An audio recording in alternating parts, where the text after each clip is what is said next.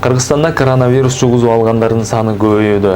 Абал курчса карантиндик чектөөлөр болушу ыктымал экенин Саламаттыкты сактоо жана социалдык өнүгүү министринин орун басары башкы санитардык дарыгер Нурболот Дүйсөнбаев 18 марттагы брифингде билдирди. Анын айтымында карантин боюнча чечимдер коронавирустун жайылышына жараша кабыл алынышы мүмкүн. Дүйсөнбаев ар бир кыргызстандыкты жоопкерчиликти толук түшүнүүгө чакырды. Бет кап кийип, санитайзер колдонуу зарылдыгын белгиледи. Бүгүн Кыргызстанда коронавирус расмий табылганына туура 1 жыл болду. 2020-жылы 18 мартта Кыргызстанда алгач ирет коронавирус жуктурган адам аныкталган. Статистика боюнча акыркы суткада өлкөдө 98 адамда вирус жаңы аныкталган, каза болгон учур катталган жок.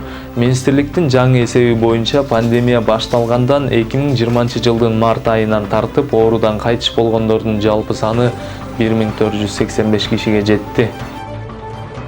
Бишкекте республикалык айтыш өткөрүлөт. Бишкекте 27-28 март күндөрү республикалык акындардын айтышы өткөрүлөт. Бул тууралуу Республикалык айтыш коомдук фонду билдирди. Аталган иш-чара фондунун 20 жылдыгына жана Акын Тоголок Молдонун 160 жылдыгына арналат. 27 мартта коомдук телерадио корпорациясынын концерттик залында тандоо турбосо, 28 мартта Улуттук филармонияда жеңүүчүлөр аныкталат. Мелдештин байге фонду 1 миллион сом.